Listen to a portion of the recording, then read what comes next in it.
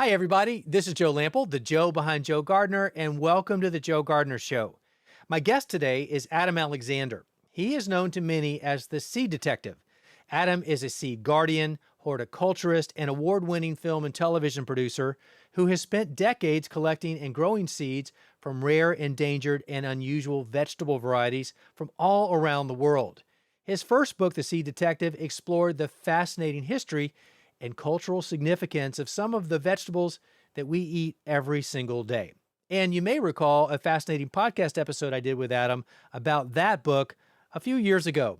Well, now he's back to talk about his latest book, hot off the press, and the title is The Accidental Seed Heroes, Growing a Delicious Food Future for All of Us.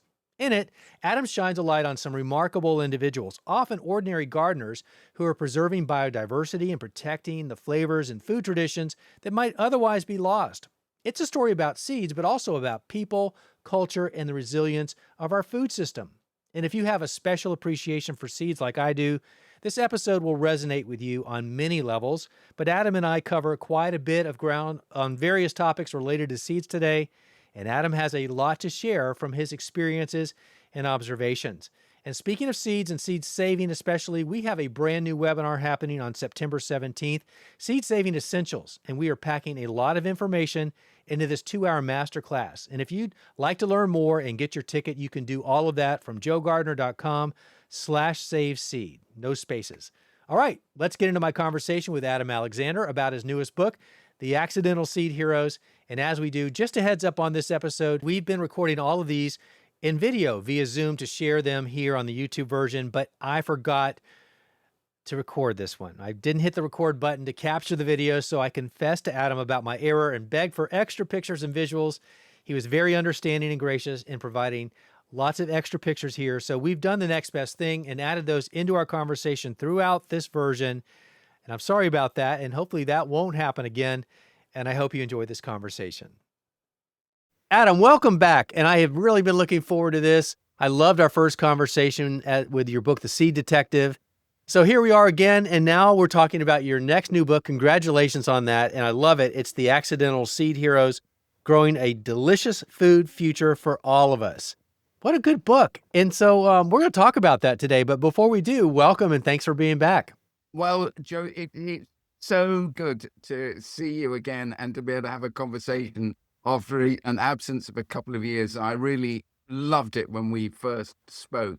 And of course, there's been the odd surreptitious exchange of seeds in the meantime, and which has been terrific. And so I'm thrilled to be with you today. Thank you. Thanks for having me back. Since you brought it up, I'm just going to tell you the seeds that you sent me.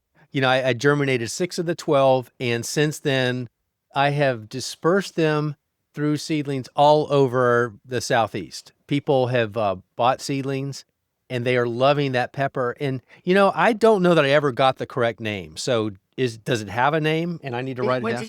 It's interesting. That was the pepper that came from the Ukraine that I sent you, wasn't it? Yeah, and I call it Ukraine because I don't know another name. And in fact, it's the Donetsk pepper. That's the one you have in your book. Yeah, which is that's where it came from. And do you know what's really interesting about that pepper is that now actually there's a wonderful open source seed company in the UK that is starting to sell it. Good. But I've been growing it for so long, and it is so well adapted to growing in my corner of Southeast Wales that effectively it's become a Welsh heirloom. How about that? Okay. While we're talking, will you spell Donetsk for me so I can get it correct? Donetsk. Wow. Yeah, Donetsk. Okay. Currently under Russian occupation. Wow. Yeah. Okay.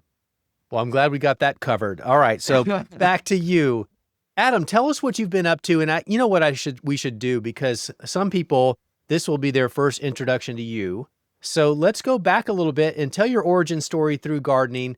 I know your mother had a huge influence on you. You've lived in exotic parts of the world. So just catch us back up on that from wherever you want to begin. Sure. So Well, I'm a country boy. I was, my mother, as I've told you before, my mother was the one who instilled a real enthusiasm in gardening. I always said it was because she was a bit of a sadist, and I was instructed to go into the gooseberry bushes to pick the gooseberries. Figured I'd rather be outside a gooseberry bush than inside. But I had a little garden when I was about 6.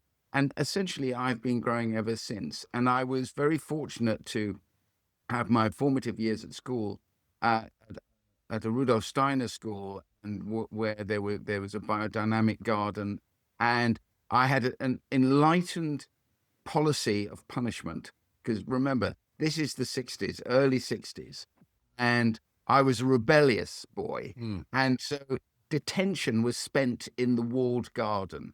Mr.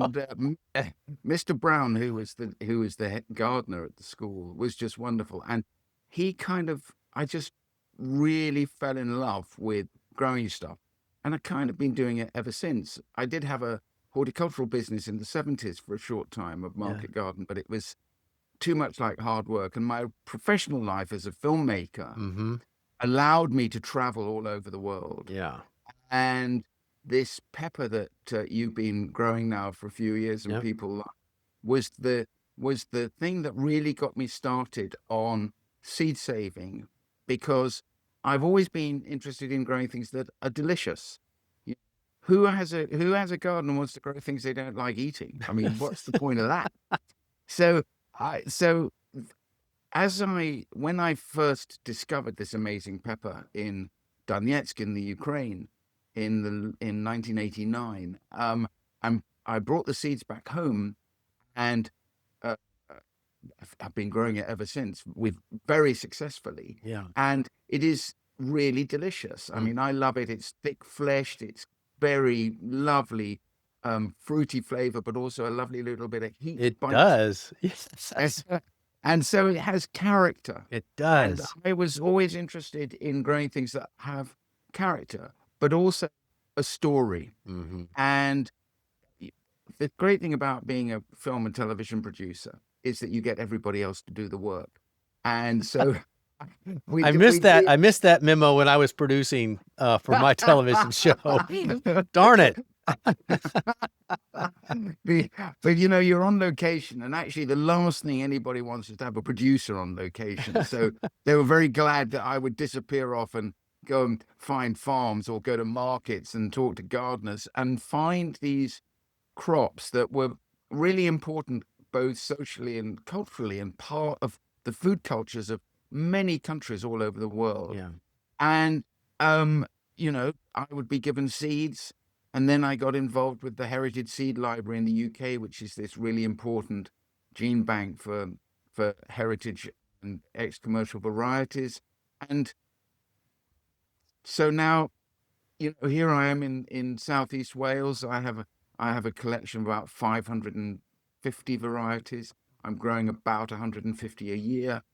So it's a living collection, and I'm passionate about sharing my seeds and encouraging people to, if you aren't growing them yourself and saving seeds, then think really hard about where your food is coming from, and support all these amazing growers and breeders and producers that are right on your back doorstep.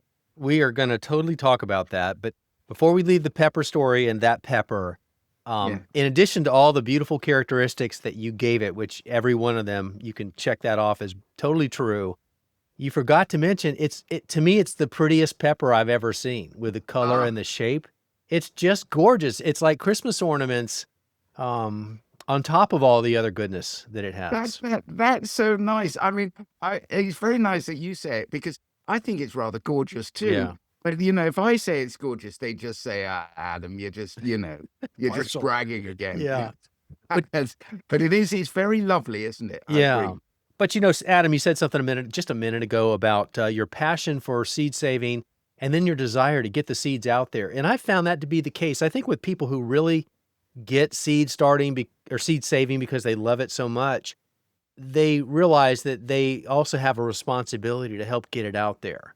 And it seems to be kind of a universal thing that no one, I don't think, ever wrote down in the rule book, but it just seems to be something innate in us when we start really falling in love with seeds. That's what we want to do, right? I agree. I mean, first of all, this is all we're doing is continuing something that's been going on for the best part of 12,000 years all around over the world. Yeah. When we became settled farmers and started to select and save seeds, and then we carried them in our pockets as we traveled around the world. Yeah.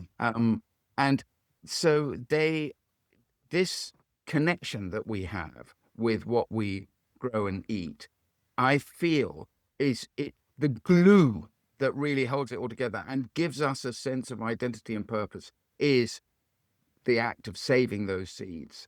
And it's, to me, anybody it's not a secret, and also it's not difficult. That's the other thing. If it was difficult to save seeds, we wouldn't be here. And but it's true that when I say to people who say, "Oh, I don't know, it seems very complicated." No, it isn't. Try something simple, and there are lots of things we can talk about that. But there are so many things you can grow that are really easy to save seeds from. And the moment you do it, from the very first time you do it, and I've seen this over and over again, somebody saves some tomato seeds, or they save some bean seeds, or some pea seeds. And the next year, they save those seeds, the next year when they grow them, they're growing their crop, their seeds. It's part of their story. Suddenly, they have it's ownership. Yeah. And it's that cycle, if you like, is something that it's very difficult to really understand, I think, until you do it. But the great thing is all of us can do it, even if we only have a balcony or a windowsill to grow a pot of herbs on. We can still let them go to seed, and amazing things happen. The fact that you articulated that, I know that I think that all the time when I am sowing seeds that I have saved. I do take ownership in that, but I never really thought quite out loud like you just articulated to make me think, wow, no, that's one of the reasons I feel so responsible for those seeds. They're my seeds, and I have a responsibility. And it's a good segue too, because you talked about, if we hadn't saved seeds, we wouldn't be here today, going back in history. And in the ending of your foreword, you said every chapter strikes a culture, ethical, and sustainable message that we should all make note of. But I would love for you to give us an example if you can. I'm going to catch you on the fly here. Give us maybe what you mean by that with the simple example on each of those, the culture, the ethical, and the sustainable message. What are those? There are so many Yeah. examples of it, but you and I like our tomatoes. And,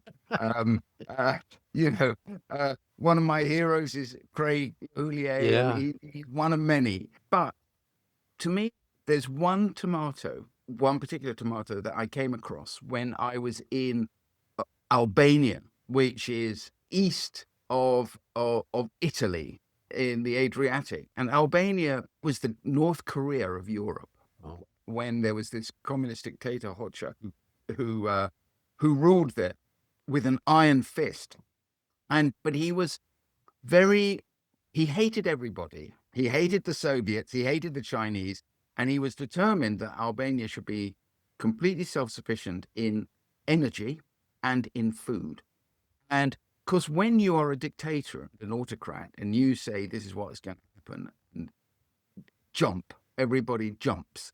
And one of the things he did was he said, the smartest kids who graduate from school and go to university are going to be studying agronomy and veterinary practice. And what that meant was that actually the smartest people working in Albania were responsible for food. And then he had engineers who did amazing work with irrigation and stuff. So even today, 85% of the energy is hydro. They can grow stuff anywhere because they have fantastic irrigation systems. Wow. But the thing is that you have this long culture of growing. So Albania is nobody really thinks of it because they think it's a sort of crazy country. And why would you go? You go there because it has the greatest diversity of flora in Europe, about 7,500 flora. Oh my It has gosh. the oldest viticulture in Europe. They've been making wine there for 2,500 years. They grow everything, and you have these farmers, who are, many of them, highly skilled, who are now working very small plots of land, because when the big collective farms, when it was a communist state and it all fell apart at the end of the 1990 or whenever it was, the collective farms were broken up, and these farmers all were given small pieces of land. So the average farm size in Albania is about 2.5 acres, tiny. Mm. But then again, the average farm size in the world is only about 5 acres. So I was there in this southeast corner of Albania in the Korçë region, and I went to this little village called Miras, and it has a valley, and this valley has been in continuous cultivation for 2,500 years, and it is an amazing patchwork of little pieces of ground. There's no fences anywhere. Everybody knows what's their bit of ground, and they've all been growing and saving seeds, literally for centuries. And so what you have are these, in scientific terms, they're called land races. I refer to them as farmers' varieties or folk varieties, FVs, which I think it's certainly in the States, everybody understands a bit better. And these FVs there's the greatest diversity of FVs, of land races, anywhere in Europe, in southeast Albania. They're under serious threat because of, people get older. There's all sorts of pressures around how one maintains this diversity. But there I am wandering through the field with this wonderful guy, Robert Damo, who's a professor at the university in the local town, who's been building a collection. He has a gene bank of these local varieties. And we're in the fields, and it's late summer, and beautiful blue skies, and there's this guy, Zorba. And Zorba has a tomato. And he stands there and he says, we might as well try it. And Robert said, I think you might like this, Adam. And I'm a bit of a skeptic about really big ox heart tomatoes. Mm-hmm. I've never eaten one where I felt, I couldn't live without it. Yeah. Wait, Zorba hands me this tomato, which weighs about a pound. And I sort of wipe it on my t-shirt, get the dust off it, and take a bite out of it. And it was one of those wow moments. Wow. I've had many wow moments, but this one, and it was just thought, wow, this is some tomato. It is just fabulous. It's very sweet. It's just richly flavored, and very fleshy, thin skinned. Wow. And I thought, oh boy, this I've got to grow. Zorba, who had been an agronomist. He had been maintaining it with his wife, actually. So they'd been selecting and maintaining this local variety for years and years and years. Anyway, Robert I was able to collect some seeds from the gene bank in Korçë, and brought them home.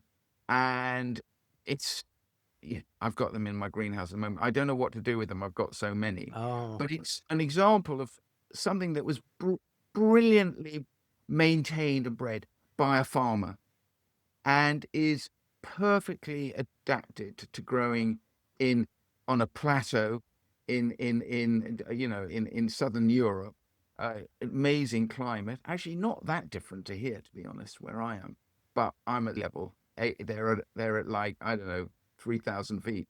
And but what that tomato tells me is that when you have food that is completely part of how a community sees itself, how it is the way it selects and maintains all of these different varieties of crops, because that's what they want to eat.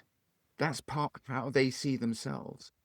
And actually, this experience and the way that these communities work is replicated all over the world, particularly in the global south, where you have far more indigenous farmers who are still able to save seeds and to maintain the diversity of our crops. That is, to me, is a real inspiration, because it's kind of tells me you and I, us so-called sophisticated Westerners from the global north, really need to take a leaf out of the book of these indigenous farmers, Yeah. know a thing or two Yeah. about how to grow great food. I think you gave a great example right there. I think you hit on all the points, because as you were describing it and you set it up with the culture of the community and everybody is saving seed, and I imagine that they're sharing with each other their unique crops, and so you have food security. So there's this culture of how they share and grow and preserve. The ethics of that is how important they perceive the value of the food, because it's their livelihood and their life. And then the responsibility they have to make sure that they continue that through the sustainable practices hits on all of those. And I love that example. And now I want to go there and eat tomatoes and drink some wine. Well, if you're very nice to me, I'll send you some seeds. Okay, buddy, you got it. But you see, the other thing, and also, why is this so helpful for all of us? Because these crops are highly heterogeneous. They are the absolute opposite of modern genetically narrow, homogeneous cultivars. And because they're highly heterogeneous and genetically very diverse, they actually contain within them this memory of that takes you way back to when they were wild tomatoes in, in Mexico, or in Mesoamerica. And this memory, if you like, sits there. I mean, it's very interesting about genetics, because so many of the genes in the crop don't actually do anything anymore, but they're still there. But they can wake up. So I bring those seeds back to my damp corner of East Wales, and actually they're perfectly at home, because they're perfectly able to adapt. And in fact, I'm already doing work with lines of them just to see how really genetically diverse they are, because I want to be able to enjoy the amazing qualities of that tomato in my own garden, so that it wakes up in the spring and feels just as home with me as it does in that field in southeast Albania. Amazing. All right. So let's talk about the root of the subject today, and that is our seed heroes. And so in your writing, you say that everyone who grows food can be a seed hero, whether amateur or professional. They can be a seed hero, building resilience and returning fertility to our soils and biodiversity to our land. Adam, to me, that sounds like an easy sale. I mean, why I want to be a seed hero. If I'm not already, I want to be one. But who is a seed hero? Seed heroes. I mean, for me, maybe it's a kind of radical claim, but the people in the past, if you think about, and I write about it in the book, the story of what modern plant breeding, how did we get to where we are today with plant breeding? If you think that up until a couple of hundred years ago, who were the plant breeders? They were the farmers. Mhm. It was farmers who were selecting and maintaining these crops, whether, all over the world. And then what happened was, the big change was with Mendel and the discovery of genetics. And it was no longer the farmer or the grower who was maintaining crops and selecting, because accidents would happen. They're accidental seed heroes, because how crops change and evolve is accidental. It happens through mutation or accidental crossing. Mhm. Deliberately selecting for new varieties and cultivars is a very, very recent phenomenon. And so, although, of course, it still requires accidents to be happening within the genetics for those changes to take place. Mhm. So those accidental seed heroes, who were the farmers from the day we became settled 12,000 years ago, right up and really until the middle of the 19th century, when we embrace what it was that they were doing, we then ourselves can be seed heroes. Because when you take your, whatever the crop is that you want to save seeds from, if it's an open pollinated, heterogeneous variety of whatever, actually it will flex. And there's a term that is used, evolutionary plant breeding, which is where essentially you just let Mother Nature do her thing. And as the climate changes and as the conditions in which you're growing change, those elements within the genetics of your plant, your crop that you love, you select for the things that are surviving and doing best and well. So what you're then doing is actually strengthening the genetic diversity of the crops that we need to feed ourselves, particularly as the climate changes. And I think that's a heroic thing to do. I mean, dare I call myself, it's not for me to call myself a seed hero. Maybe somebody else might. But when you identify as a gardener with the act of seed saving as being something that is radical, that actually is part of the solution to how we can build a sustainable future of food for all of us, I think that's, not only is it highly empowering, but, I'm an optimist. If we just think we're going to hell in a handcart and we can only ever buy our seeds from, one of the big companies, we might as well slit our throats right here and now. So I'm not going to do that. No. And so there's so many of the people that I've met, particularly since I wrote the first book, because I wanted to really look at what's going on, what are the really positive messages that are coming out of various parts of the world, which you wouldn't normally think of as being important. Right. What are they that can actually make us feel, I can be part of this. Yeah. And you don't have to be a gardener. This is why I say it's the choices you make with what you eat and where you buy your food. And of course, for a lot of people, that's really difficult to do. But local provenance, it's great in the States. You have so many breeders and seed growers who from all over the US who have varieties that will flourish in their particular part of the country. If you live near them, buy their seeds. If you go to the farmer's market and buy the fruits and vegetables from those farmers, because they're growing the varieties that do best where they live. Right. So let me unpack two things. To the point that you just talked about it, even if you're not a gardener, you can contribute. And is that because you are sustaining the grower basically and reducing the inputs from mass producers or something like that? You're really promoting the local culture by supporting them.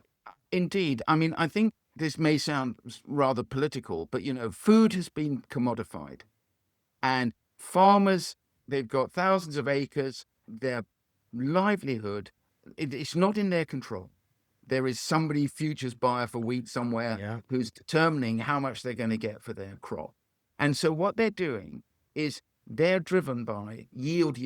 We've got to grow more. We've got to have a bigger yields so that we can be sure that we're not going to starve. We're going to get something for our crop. Then what happens is, as you know, you have vulnerabilities with these very genetically narrow cultivars. And we think of farmers in the global south, indigenous farmers, as being in servitude. My feeling is all farmers are in servitude, because if you're a modern intensive farmer, you need your seeds and your chemicals and everything from one source. You're in a system that is actually not working in your best interest. As a consumer, as soon as you start to engage with the producer of the food, you then are part of a local network. And actually, this is how we used to exist. You know, our food was local, and the farmer knew who his or her customer was. And, you know, it went from the farm to the mill to the baker to the store. And you'd go into your shop in the high street to buy your fruit and vegetables. And until not that long ago, Yeah. pretty much all of it was coming from nearby. Sure, if you're an American, you wanted an iceberg lettuce in the middle of winter, somebody had put it on a train from California. Yeah. But Yeah, it's still 2,000 miles away to get it. so that's why, I mean, I think just to finish the point that you're making is that when the choices we make about where we get the source our food reinforce the ability for this, what I think, you know, this new generation of agroecological, regenerative, organic growers to be able to make a living. And when you buy food of which you know the provenance, then actually, if it's doing something that is really helping the diversity, improving the soil, it then becomes a virtuous circle. Mhm. And I don't know about you, but I want to be sitting in that virtuous circle. I don't want to be sitting outside it, going to some supermarket somewhere to Yeah, buy something that is tasteless and not very good for me. absolutely. The other thing I wanted to just touch back on was Sure. you mentioned the word flex when you talked about open pollinated crops, and there's some flex there.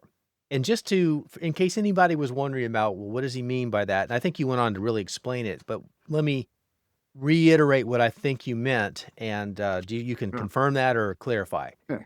That is that through that flex, it's not like a carbon copy reproduction, but it's diversity over time that's giving it the resilience. And then the accidental farmer part is coming there, and as they're growing it out, they're observing that this one looks a lot better than that one. Even though it's the same crop, this one just seems to be doing differently. And so they're going to save the seed from that and thereby promote the enhancements, the natural regional diversity that's taken place. And they've observed that. And so now they're perpetuating it and improving it by continuing to build on the better, better, better, right? That's indeed, absolutely. I couldn't have said it better myself. Okay, we're done then. Thank you. It's been fun, Dad. All right. I think, I mean, yeah, flex is, it's again, because you have this very diverse, these diverse genomes in these very heterogeneous, particularly with open pollinated crops. And as a grower, you know, one of the things that I am very disinterested in is uniformity. You know, if I was to go into my garden and I look at the tomatoes that are growing on the vines, or I look at the beans that are hanging up there to be picked, you know, if they were all identical, like the ones you get in the supermarket, I would feel that I've failed.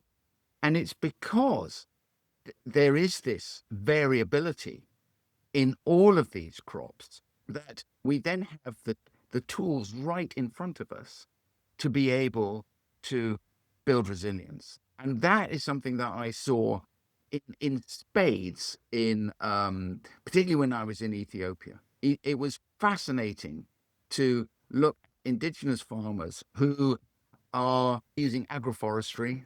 They are maintaining their FVs, and they are building an amazing sort of protections into how they go about growing things, which again, I think is something that we can really take lessons from. So, you know, we worry about global warming. It's going to be above 1.5%. We're going to hell in a handcart. We're doomed. If you are an indigenous farmer in sub-Saharan Africa, you, you, the idea of global warming, it's a concept they really do not grasp or want to grapple with, because since year dot, they have been living in a very climatically insecure world. They do not know from one year to the next, are the rains going to come? If they come, will they be too much or too little, or too early, too late? So you have to have mitigation. Yeah, if in order to survive, you've got to know that regardless of what the weather is going to do, you're going to be able to feed your family.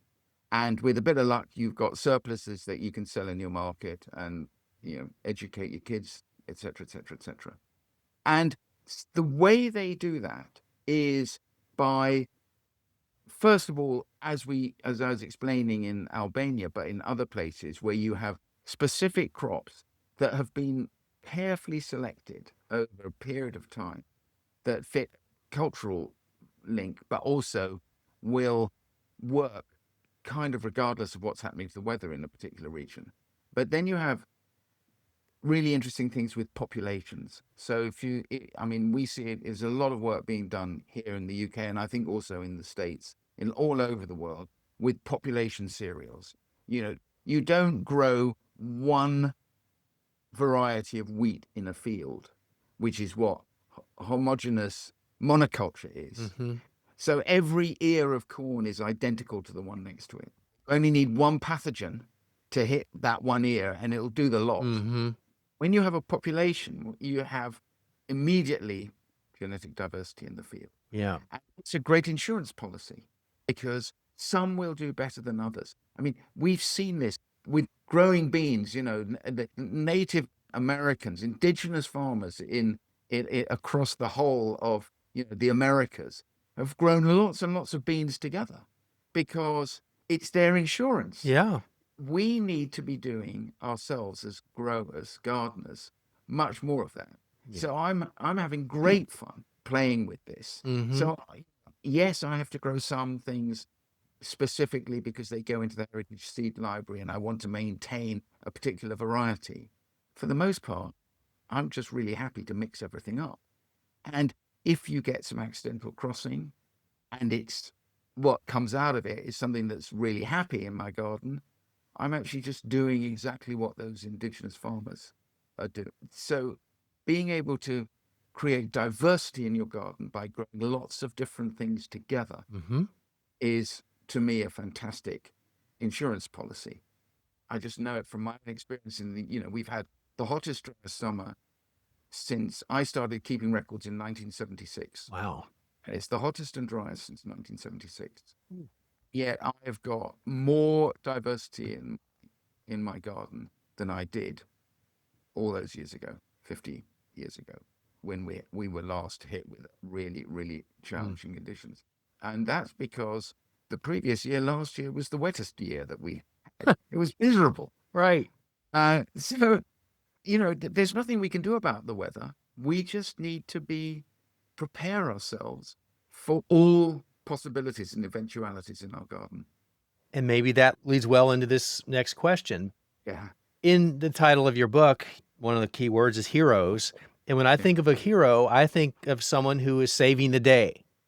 And whether the seed hero is doing this accidentally or intentionally, what are the existential dangers that they're addressing, whether they know it or not? Well, to me, the real existential danger that we face globally Mm-hmm. is to rely on homogeneity Yeah. in the food that we eat, so that we have actually fewer and fewer choices, less and less diversity. And this is completely crazy, particularly with a climate that is becoming less and less predictable. But also alongside of that is the fact that how we've been farming for the last, really, since the end of the Second World War, it's been incredibly successful in one level, because 100 years ago, there were 2 billion people on the planet. Today, there are 8 billion. And you have these great innovators who somebody like Norman Borlaug, a lot of people think, he is the Prince of Darkness. He was an absolute hero for me, a seed hero, because he developed forms of wheat that actually saved Mexico from starvation and turned them into an exporter of wheat. Okay. The problem is that his genius was expropriated by big business because they could see an opportunity to commodify even more these major crops, whether it's, maize, rice, soy, you name it. And alongside actually packaging it up with a very high input system of farming. And actually, it was farming that was about killing things, not keeping things alive. You had to have your pest control, you had to have this, that, and the other. Whereas when you have locally adapted crops, and particularly when you have a lot of diversity in populations, they are incredibly resilient to these biotic and abiotic stresses, whether it's too much or too little rain or some nasty pathogen coming along. And at the same time, because of all these high inputs that have been going on, we've been destroying our soil. And we have to restore our soil. And when we start to rebuild the biome of our soil and sequester carbon, we're also doing something really important for the planet. We need to sequester carbon. We need more genetic diversity in our soil. We need more of these wonderful microbes and incredible organisms that feed our plants, which feed us, which feed the planet. I mean, what more can I say? Yeah, absolutely. Well, on that note, you really hit on diversity already several times, including in your last comment. But, there is this trend that's been going on for quite a while now with the big companies trying to consolidate into, 4 or 5 main seed companies. And a lot of times here, well, all over the world, they're chemical companies, and they're either buying up the little guys or they're just mowing them over. Are you concerned about that, or are you hopeful that maybe the tide is somewhat turning at this point? We're refocusing back to the seed heroes? I'm very concerned about it Yeah. because they are the real problem. But one of the reasons why I feel optimistic is it's a linguistic thing. If you look at the language of these companies, they are appropriating the language of those of us who are really trying to champion restoration and diversity in all things. So they will use a word like regenerative. They will try and greenwash. I see it endlessly. Yeah. And actually, what that tells me is they've lost the argument. They are appropriating our language because actually their system is a busted flush. And I mean, I may not be around when actually, finally, this model that is being propagated and promoted by big ag and with their huge lobbying powers, Yeah. and also many very misguided philanthropic institutions who somehow seem to think it's a good idea that we should be selling GMO maize to Africa because actually it's much better for them to grow that than to grow their locally adapted crops. The penny is beginning to drop. And I see it as a sort of hyperbolic curve. Back in the 70s when we were right at the bottom of the curve. I was considered a bit of a lunatic, and organic food was probably going to kill you, and who would want to eat a yellow courgette when you could, all of those things. And actually now it's amazing that this curve, we're starting to work our way up this curve. Good. And if you think about the other amazing things that have happened in terms of innovation, you start with the telephone. For many, many years, there were a handful of people. Then suddenly the whole thing grows. And there's this new generation of food producers and growers who, many of them, who are completely new to it. They're not the sons and daughters of farmers. And they are bringing the genetic diversity back into the human genome of growing and marketing and reaching this huge number of people who desperately need for their health and well-being to be eating better food. And then you have sons and daughters of farmers, I see a lot in the UK, and I'm sure it's happening in the States, who are asking themselves the big question: why are we continuing to farm in the way that we are? Right. And there are real problems about going cold turkey. And people are very scared about doing it. But actually, sooner or later, they're all going to have to do it. And more of them are already turning to that. Farmers all over the world have the same trait. They love to look over the gate of what their neighbor's doing. And if they see their neighbor doing something different that works, Yeah. then they start to think differently about it. That's a good example. But in your book, you also talk about these people in the white coats that are also saving seeds. Yeah. So who are they and how are they different than the seed heroes that would make it into your book? Like you mentioned, I think this is related. You mentioned participatory seed Yeah. breeding, Plant breeding, plant breeding. participatory plant breeding. Yeah, plant breeding. Yeah. So, I mean, I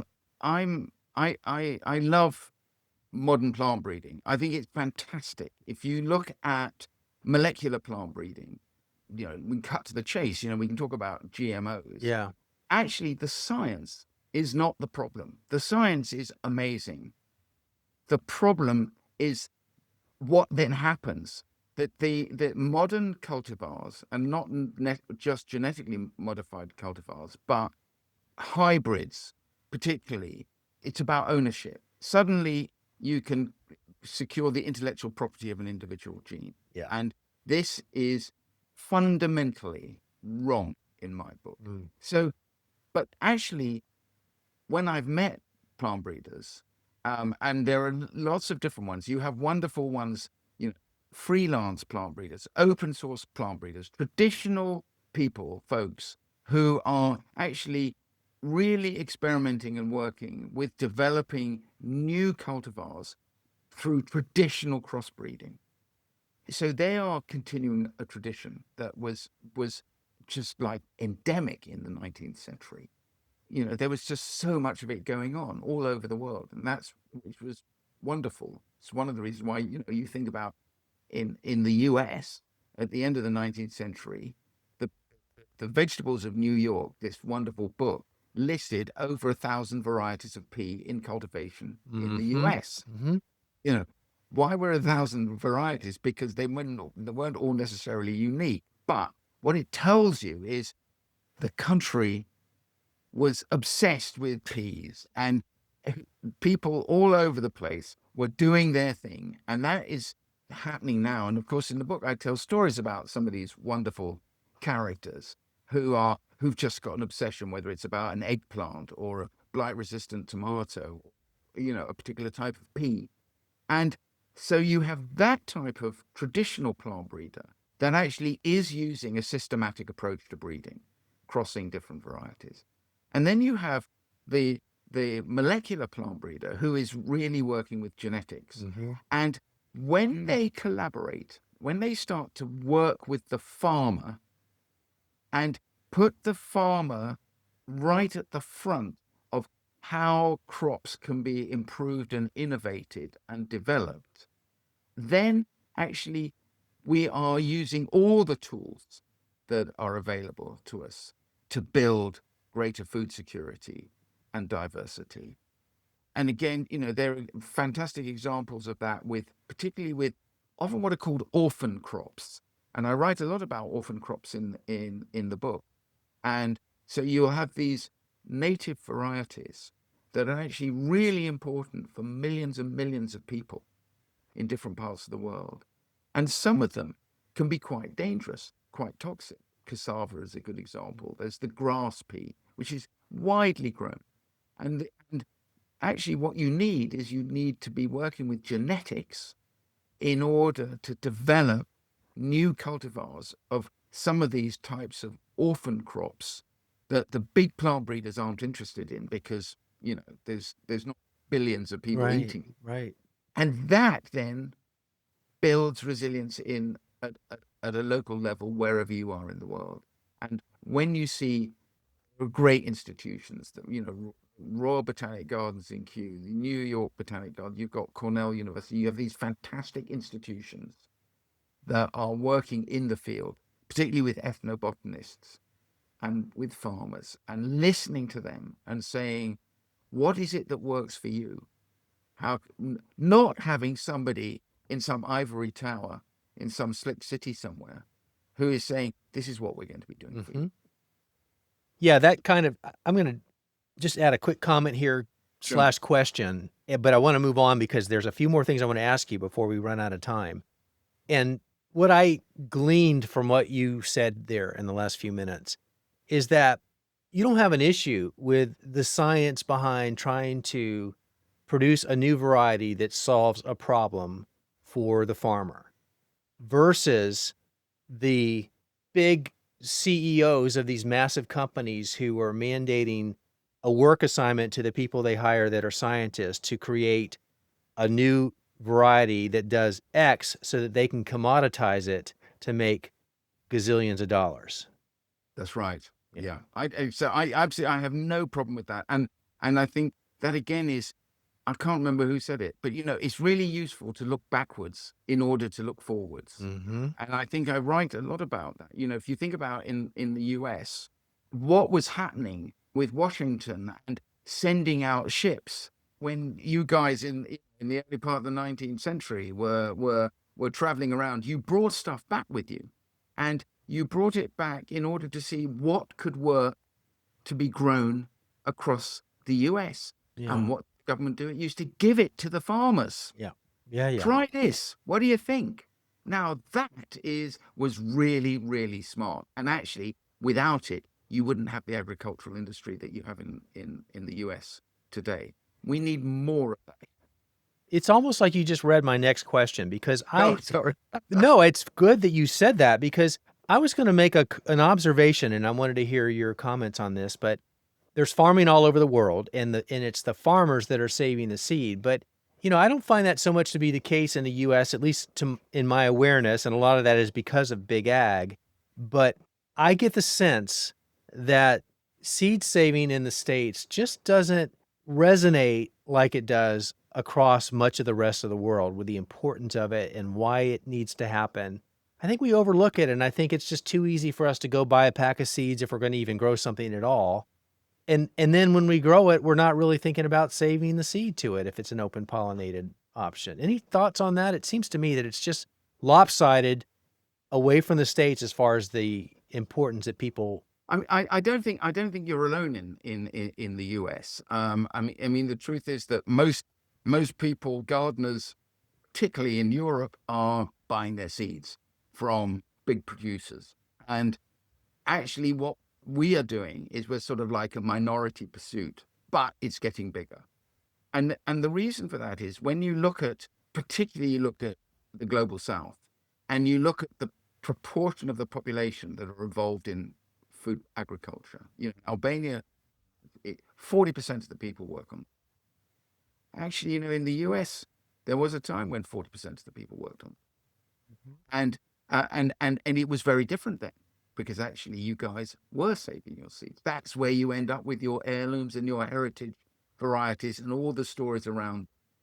And so reminding oneself of that when you are a grower, I think to me, that's an important leap that has to happen.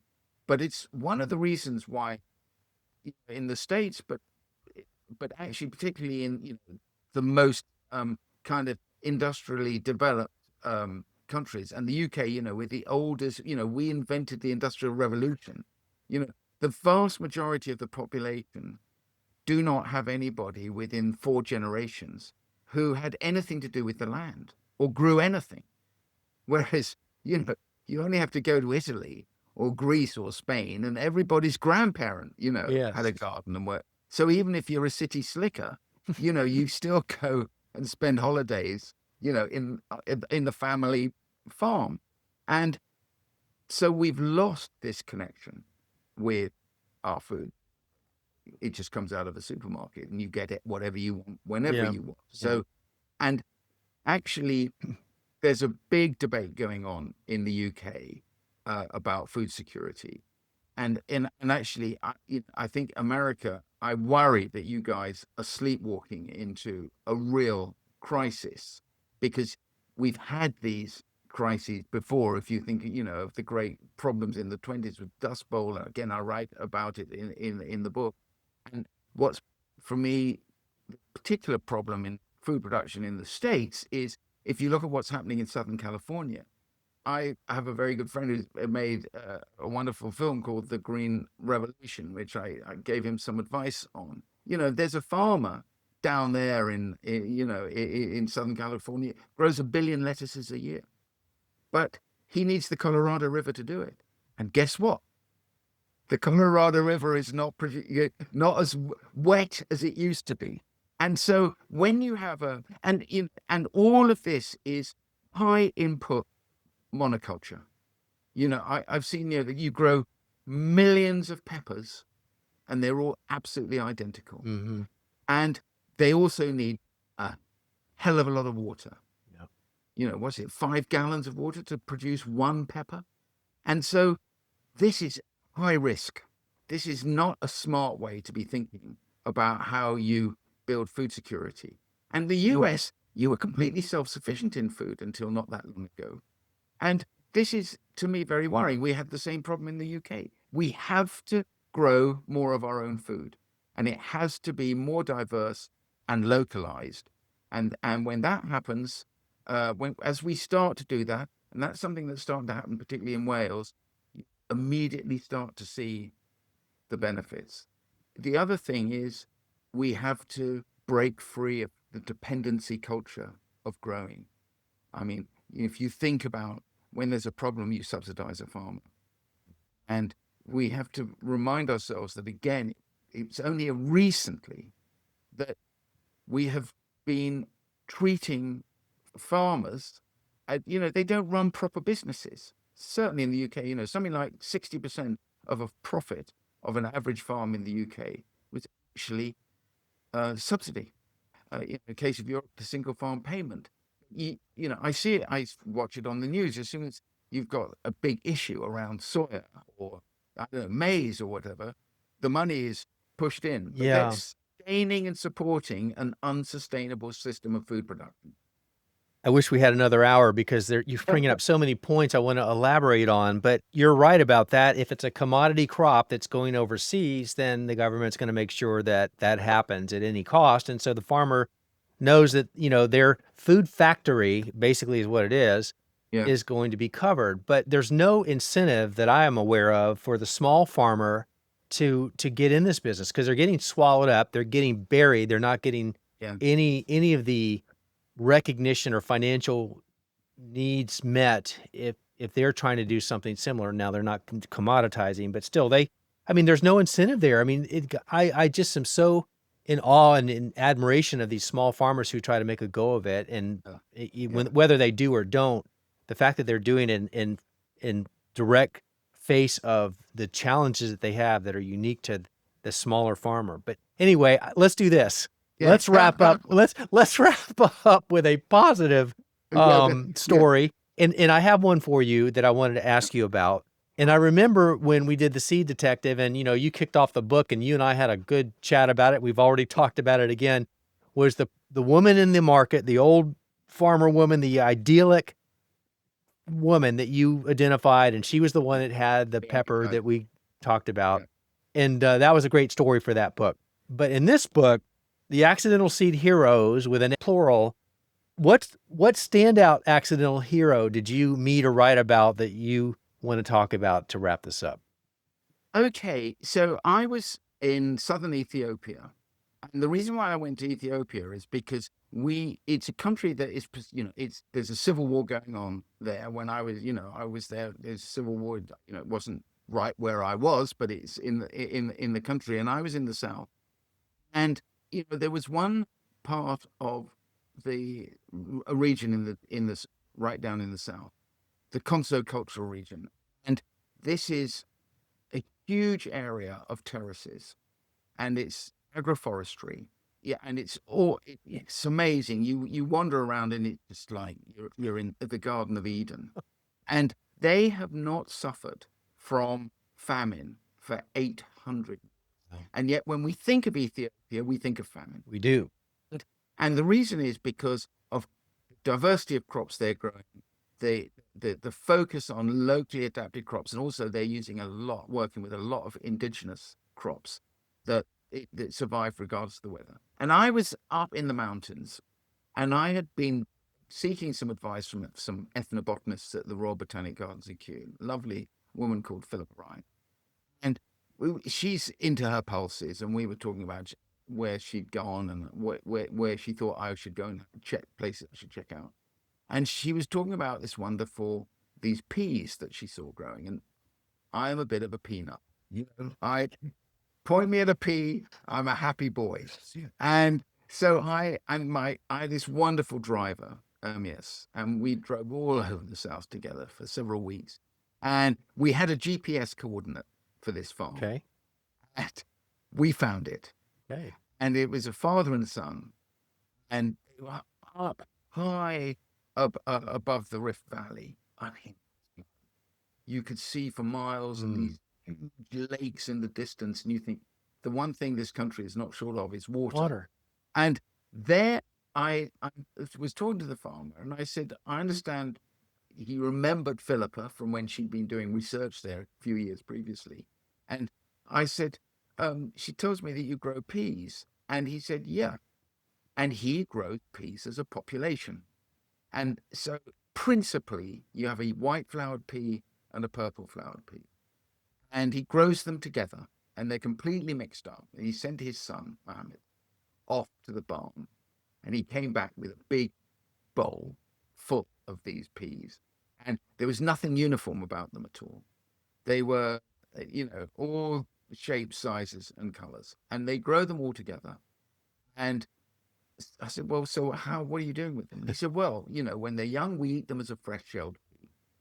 And then we feed them to the animals and we dry them and we will roast them and grind them up for flour. And of course, we have them as dried peas and we use them in our cuisine. And this is so important because the white flowered pea, which is a bit like a little mange tout, very pretty, does really well has great drought tolerance, but doesn't do so well if there's too much rain. Whereas the purple flowered ones do much better when it's wetter. So again, he has resilience. He gets a crop. One way or another, he's not going hungry. And I mean, I'm growing a population of peas now just for fun to see what it's like. I mean, it seems so counterintuitive. We just grow one variety. Yeah. To me, it cemented in this recognition of the genius of these farmers to have figured it out. And then over time, these crops that are changing, they're evolving all the time as the climate changes. But within it is sufficient diversity in the population for them always to be able to feed themselves. So to clarify, the purple or pink, did you say? As well, it's sort of good question. Yeah. Sort of purple and pink, two-tone flower. Okay. One of them. And they all grow together and they grow to about 6 foot tall. I mean, I grow them being British. I grow them up canes to make them be organized. He didn't do that. He just let them in the field and they just run and ramble. And then, they would be picked up, scythed, and then threshed. But as they're growing together, they're maintaining their varietal uniqueness because they're not cross-pollinated. That's a very good question. Their varietal uniqueness rests in the fact they are a population. So, yes, so there is crossing that is going on. Okay. Accidentally all the time within that population. But what is clear is that there are certain, and it must be to do with dominant alleles in the genome. Yep. I'm not a botanist. I can't answer that question, or geneticist. I'm not qualified to answer that question. So even though you grow this very diverse crop together, you still get the white flowers and the purple flowers. But within each of those groups, there's a huge diversity. So you can take 2 peas which were white flowers, and they won't be the same when you split open the pod. Wow. Within the pod itself? Now, in the pod, they're the same. I'm amazed at how much diversity you can get in a field full of peas. As you say, half of them have got white flowers, half have got purple, pink flowers. But actually, when you break the crop open and look at it, you've got this incredible kind of cornucopia of colorful peas inside. Oh, gosh. How fun, how delightful to listen to you share from your book. Did I miss anything, Adam? You guys in the States should never forget how important you are in the story of the change that's happening. Yeah, you talk about it's really, really tough. But when I think about the most heroic seed seed entity that really got me thinking. It was the Seed Savers Exchange. Hmm. It was the first. And you have the grandees of organic open source plant breeding, the open source seed initiative. These are unique entities, and they're really, really important, not just for the States, but actually for all of us all over the world. So we watch you guys with great interest. Good. It's so great to talk to you. Yeah. I just thank you so much for wanting to. I look forward to the next chapter, as they say. Yes, and I do too. And thanks for the kind words, and right back at you. And until next time, you take care, keep growing, and keep doing the good work that you're doing. And then we'll catch up again soon. You bet. Cheers, buddy. Well, I hope you enjoyed that conversation with Adam. His passion for saving seeds and sharing their stories is a reminder of how much power we all have as gardeners and as eaters to protect the future of food. And you can find his new book wherever books are sold, and you can learn more about Adam and his work at theseeddetective.co.uk. And thank you for joining me today. My goal for every episode is to help you take the guesswork out of gardening by teaching you the why-do behind the how-to so that you can become a better, smarter, more confident gardener. I'll be back here again next Thursday for another episode of The Joe Gardener Show, and I look forward to having you right back here to join me for that. Until then, have a great week, take care, and I'll see you back here really soon. Well, I hope you enjoyed that conversation with Adam. His passion for saving seeds and sharing their stories is a reminder of how much power we all have as gardeners and as eaters to protect the future of food. And you can find his new book wherever books are sold, and you can learn more about Adam and his work at theseeddetective.co.uk. And thank you for joining me today. My goal for every episode is to help you take the guesswork out of gardening by teaching you the why-do behind the how-to so that you can become a better, smarter, more confident gardener. I'll be back here again next Thursday for another episode of The Joe Gardener Show, and I look forward to having you right back here to join me for that. Until then, have a great week, take care, and I'll see you back here really soon.